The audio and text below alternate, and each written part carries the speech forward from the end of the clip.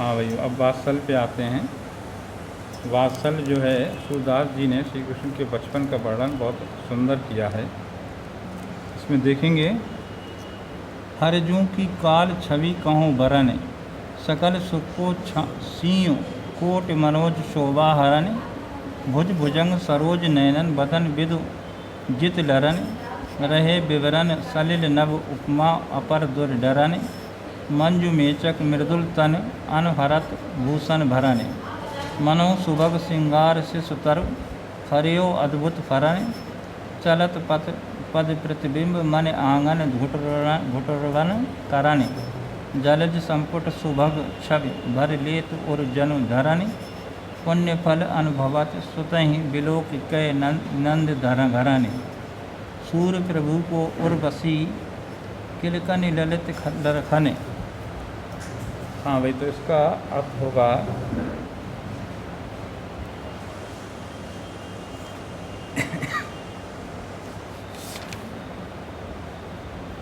सूरदास जी कहते हैं कि मैं श्री कृष्ण के बाल सौंदर्य का वर्णन करता हूँ।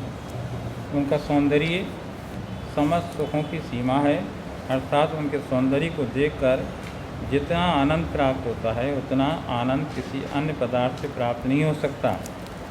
श्री कृष्ण का बाल सौंदर्य तो करोड़ों कामदेवों के सौंदर्य को भी हरने वाला है।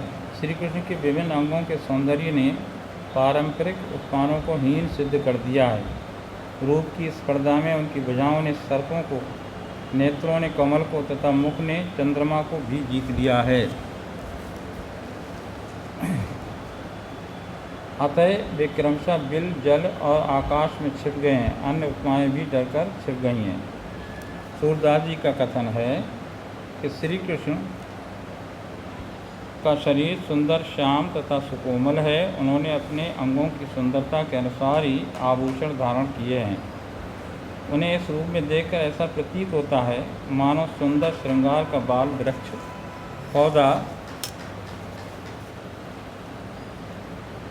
वृक्ष पौधा अद्भुत फलों से भरा हुआ हो। मणियों के आंगन में घुटनों के चलते हुए श्री कृष्ण के पैरों का प्रतिबिंब ऐसा प्रतीत होता है मानो पृथ्वी कमल के संपुट में श्री कृष्ण की अनुपम सुंदरता को भर रही हो।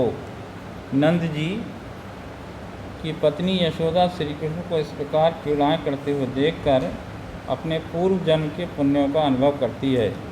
अर्थात वे सोचती हैं कि उन्हें यह सुख अपने पूर्व जन्म के पुण्यों के कारण ही प्राप्त हुआ है। सूरदास जी कहते हैं, श्री कृष्ण की किलकारियाँ और लड़खड़ाकर चलना मेरे हृदय में समा गए हैं। अर्थात मैं बार बार उनके स्वरूप की ओर आकृष्ट हो जाता हूँ। बस इतना। अब आते हैं भ्रमर गीत पर।